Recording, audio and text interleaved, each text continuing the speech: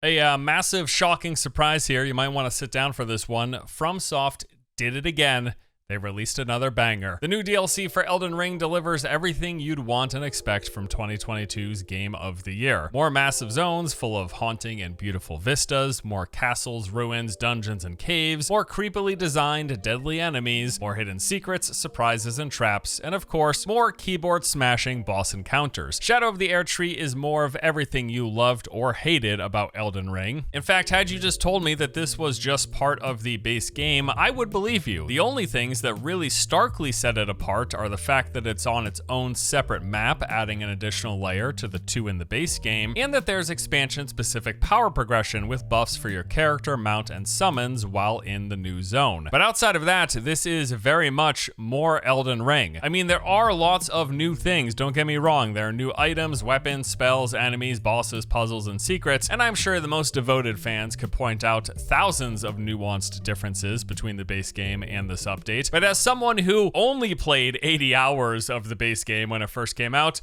this just feels like a natural extension of everything that I remember enjoying and playing the first time around. And that's fine because, man, this game is real good and that hasn't changed. After nearly 2 years away, coming back to play this expansion reminded me why Elden Ring has a real honest shot at being awarded Game of the Decade. I just love everything about it. So today I want to share with you some of what I enjoyed thus far and my time spent playing Shadow of the Erdtree. I'll try to do this in as spoiler-free a manner as possible, avoiding walking you through any secrets or showing any of the mid to late game areas and boss fights. In fact, in general, we're going to keep the footage here to the first quarter or so of my playtime. Speaking of which, they've said this expansion should last people somewhere between 30 to 40 hours in their first playthrough. Of course, your experience will vary depending on how you play the game. Me, personally, I'm a bit on the higher end of that range, as I tend to smash every barrel and crate, check every corner, and peer over most every ledge. That discovery is half the fun I have in Elden Ring after all. But before we go any further, let me tell you about today's sponsor. A very special shout out and thank you to the sponsor of today's video, Starforge Systems, who recently sent me this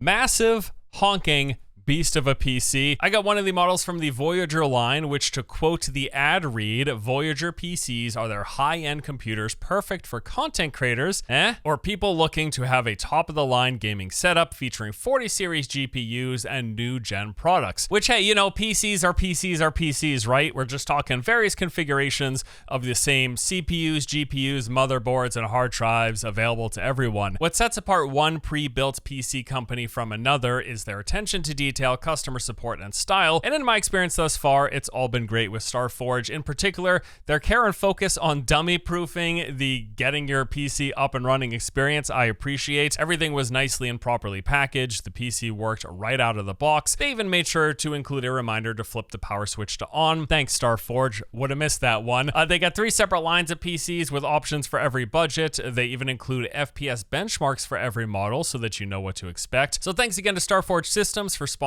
this video. To get one for yourself, visit starforgepc.com/force. Finally, I have a new computer to play classic WoW. Thanks, guys. All right, now, before we actually jump into the expansion specifically, I need to talk about the requirements for even getting started. By its very nature, Elden Ring is a bit convoluted. I don't think that's a controversial thing to say. It's also fine. It's part of what people love about the game. It's part of what I love about the game. Cryptic item descriptions, hidden areas, secret boss fights, and a questing system that is like the inverse of most AAA game design. You remember those meme images of like if Elden Ring were designed by Ubisoft? Elden Ring is like the opposite of what a lot of people do in AAA gaming. Even if it's one of the more streamlined and mainstream iterations of a Souls-like, it is still pushing in the opposite direction with a lot of its design principles. But even knowing all of that, man, when I sat down to start reviewing this DLC, I was not expecting that most of my first day was just going to be trying to gain access to the new area. That's it. If you hadn't heard, before you even start playing any of Shadow of the Erdtree, you were required to kill both Starscourge Radahn Radahn, and Mohg, Lord of Blood. Now, Radahn is pretty straightforward. He's located in the corner of one of the earlier zones you come across in the base game. Odds are, if you got anywhere near completing Elden Ring, whatever that means, in your first run, you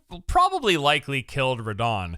But Mohg, on the other hand, is a bit of a different story. He is an optional side boss found in a hidden area inside of another hidden area. In my first playthrough, when reviewing Elden Ring for release, I didn't even know the zone that he's in existed. I had no clue. This was pre-launch, there were no guides to look at, and no one was posting content because the game wasn't out yet. So when I played through Elden Ring the first time around, I was completely oblivious to Mohg's existence. Not a clue, right? And if you're like me and the roughly 62% of Elden Ring players who still haven't defeated Mohg, you have to kill him as well as Radahn in order to get access to any of the new content. So don't buy the new DLC until you've done those two things. And this is more of a PSA than anything. I really didn't mind. I even thought it was cool that there was still so much of the game I hadn't discovered. Although a friend of mine who was also playing a review copy wasn't as thrilled, partially because Mohg is considered one of the harder boss encounters in the game, and he wasn't quite ready for it in terms of levels and power. But now you know, so go kill them if you haven't yet.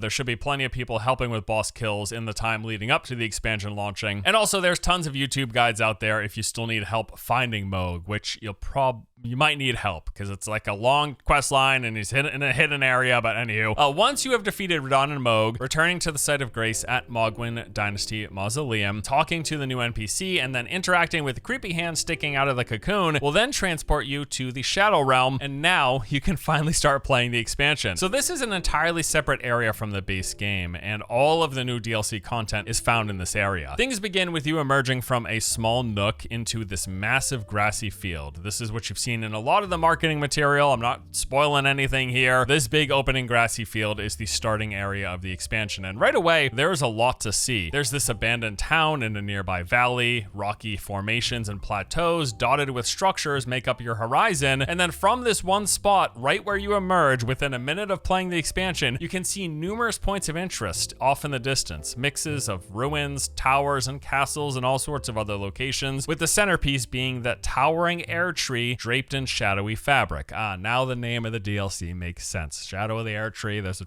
Erdtree and it's shadowy, right? And that opening vista is the most descriptive I'm going to be when talking about areas in the DLC, because in proper Elden Ring fashion, each structure, each location that you see off in the distance, it can be reached. Half of the fun is figuring out how to get there and then getting your butt kicked by whatever lurks inside, which is going to happen. I'll get to in a moment. So pulling up your map early will reveal what appears to be a small area, but this is pretty deceiving. For one, the parameters of the map, they will expand as you discover new locations on the edge, and the play space makes incredible use of verticality, maybe even more so than they did in the base game. There are many areas above and below what appear to be a flat surface. While exploring, you're going to come across hidden pathways, caves, cliffside trails, jumping puzzles, and even concealed spirit springs that require unlocking before use, and many of these paths will lead to entirely new zones tucked above and below you. I wasn't sure what to expect in terms of variety or number of locations, but they have delivered with this expansion. You will find just about every setting type somewhere in the Shadow Realm. Variations of mountains, forests, fields, caverns, dark woods, noxious swamps, it's pretty much all here. From that opening vista, you encounter less than a minute into playing the expansion. You can head in any direction. There are massive zones and places to explore, north, west, east, and south of your starting position. Heading straight ahead seems to be the obvious choice, but there's plenty of other places you can go. In fact, I headed west first and then headed east. I actually headed straight ahead last, coincidentally enough. Wherever you go, though, you will come across the expected assortment of explorable dungeons, castles, ruins, caves, and jails, with at least one or a few of these in every single named area, each named segment of the new Shadow Realm. There are at least 2 legacy dungeons in this expansion. I'm not sure if the exact number of them is spoilers, so I will keep it at that. The first one that you're likely to encounter is pretty sizable, definitely on par with those found in the base game. Now, if you're not familiar, legacy dungeons are what they call their sprawling, heavily guarded fortresses with complex layouts, deadly traps, and loads of loot to discover. These locations are meant to closely emulate that interwoven design that the earlier Souls games are known for, with Elden Ring basically just having the addition of that open world and other points of interest, and the legacy dungeons being more akin to that traditional Souls level design. Besides the legacy dungeons, there are plenty of other large points of interest that aren't technically legacy dungeons, but get pretty darn close. And then there is, of course, all of these smaller, more bite-sized explorable areas, the catacombs, the caves, the tunnels, the graves, and the jails. And I say bite-sized because sometimes they can take 10 minutes, but other times they could take well over an hour, especially some of these larger dungeon-like areas that have rather difficult bosses at the end. Shadow of the Erdtree continues Elden Ring's great mixture of content types and variety of areas that it puts into its open world explorable space. If anything, I actually feel like this expansion is more tightly packed with explorable areas and points of interest than the base game was. Besides that opening grassy field area, there's not really a ton of huge swaths of empty space. There is some in here, don't get me wrong, you will be spending time on your mount moving around, and it has a purpose in providing a baseline for the scale of the world. But from what I could tell, the play space of this expansion feels way more jam-packed, with fewer sections of you riding torrents for 5 straight minutes through an area before you get anywhere worth being, basically. And I think that's largely due to the fact that, as I mentioned, they make great use of verticality in the Shadow Realm. There's really a lot to see to that and a lot to pay attention to besides just the flat space. And of course, while you're exploring these zones and you're going to these different points of interest, you will encounter new enemies. There's some pretty cool, new, twisted, creepy, and bizarre designs here. Part of what I love about FromSoft games is just some of the crazy looking creatures and characters they come up with. But beyond how they look, they are hard. Very, very, very hard. The expansion really ramps up the difficulty. I would say this feels similar to the jump in Challenge the first time you came across, say, Mountaintop of the Giants in the base game, but even harder than that was. Going in with my level 150 character, I felt extremely underpowered. There's an enemy actually right near the starting spawn in the grassy fields that would literally kill me in 2 to 3 hits. And no, I'm not talking about that massive burning fire pit. That thing is supposed to be overpowered, supposed to be tremendously difficult, with only the most skilled players daring to take it on in the early game. No, this was just like one of the normal enemies chilling out in the field, and it kicked my ass straight out the gate. Even if you think you are over leveled in Elden Ring, enemies in the Shadow Realm are ramped up to a degree that will put you in your place if you are even slightly sloppy. I know that the dedicated fans of this game are going to be probably at least level 150. From what I've heard, that's like the baseline for PvP characters, for example. But I do wonder about your typical average player. Like, say you only played 40 hours of Elden Ring, for example, right? You'd be considered a mega casual in this instance. You might actually need to sink like at least another 10 to 20 hours before even attempting to jump into the expansion, or partake in one of those XP farming cheese methods, like having a bird jump off a cliff, for example. Oh, I should mention, like Liam, he went in with a level 100 character, and he was apparently getting 2-shot by almost everything. He told me that it was taking like 10 plus minutes to kill any mob that was above trash mob level, which, yeah, that sounds like a total nightmare. The point of this being, enemies in this expansion are very, very hard, so make sure that you are leveled up or just get ready for the challenge. It's going to be quite tough. Outside of farming experience and leveling your character, there is something else to help make you stronger. Shadow of the Erdtree has its own separate power progression. This system is called blessings, and there are 2 types. There is the Shoutout blessings and the revered Spirit Ash blessings. So as you play exploring the new zones, you're going to find Shoutout fragments and Spirit Ashes at set specific locations, just like a lot of loot in the game, and you can consume these while resting at a site of grace. Doing this will give you a permanent power boost inside of the Shadow Realm. So for Shoutout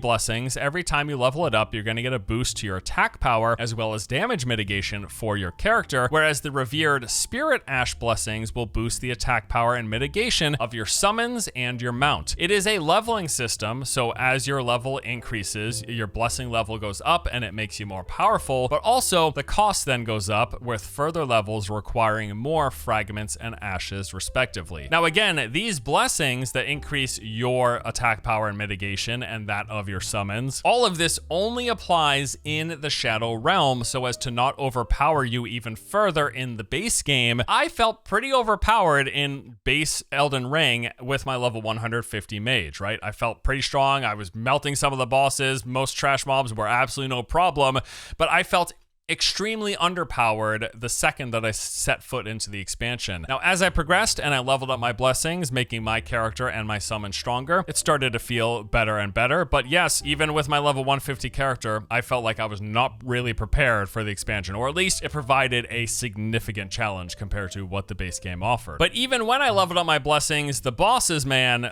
they are a whole nother story. Both the major bosses and even the minor ones in this expansion are very difficult. Now, I am rocking a cheesy caster build, one that I made after seeing all those YouTube videos with people melting bosses with lasers in just a couple of seconds, right? I saw that and I said, hey, that looks like, that's right up my alley. Let me check it out. So I got my cheesy caster build. I'm like destroying the base game, but coming into this expansion, these bosses have been a real struggle. If I thought like the basic enemies were tough, these bosses whooping my butt. They are very aggressive. They've got some huge attack areas, and they absolutely punish any variation of spamming. Spamming attacks, spamming spells, spamming heals, spamming dodging. You can't do any of that pretty much ever against any of the bosses in the expansion. Now, like any Souls game, if you play enough, you will learn the attacks. You can eventually get to the let me solo her levels of encounter knowledge, but it definitely feels like they have ramped up the difficulty here across the board, bosses and elsewhere, as mentioned. And I don't really have much else to say about the bosses. They are just really hard, even with my cheesy ass build, so get ready, right?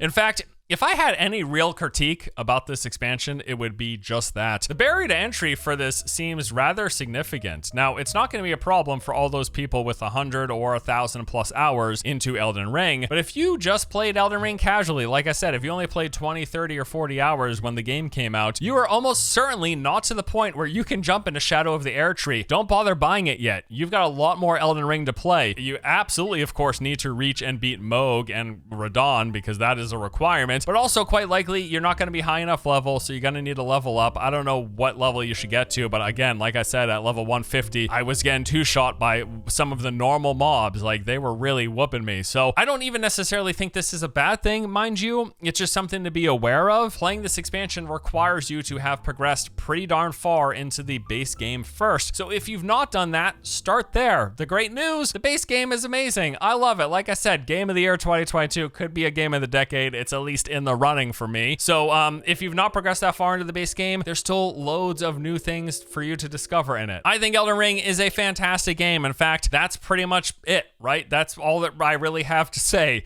I loved Elden Ring. This expansion is more Elden Ring. I have enjoyed every single second of it. It's a blast to be playing again. It's really awesome to see a bunch of new stuff. Been some really cool, interesting things. And I haven't even touched on, like, there are new spells, there are new weapons. I'm kind of using the weapons that I'm comfortable with, but there's a bunch of new weapon styles and things for people to try out. There's new things for people to experiment. I'm sure the PvP crowd is super pumped because there's going to be a bunch of different new OP builds for them to try. Elden Ring's great. This is more of it. I've really got no complaints. That's pretty much all. That's it. There you go. So thank you for watching. That's it for this video. Hope you enjoyed. I'll see you guys next time. Elden Ring, Shadow of the Erdtree. It is good. It's more of the game that was good, and that is good. The good has extended into the addition to the game that was good.